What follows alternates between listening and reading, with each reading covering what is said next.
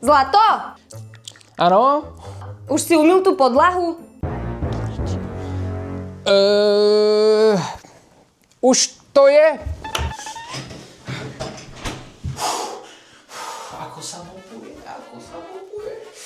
Voda. Toto je voda. Turiči.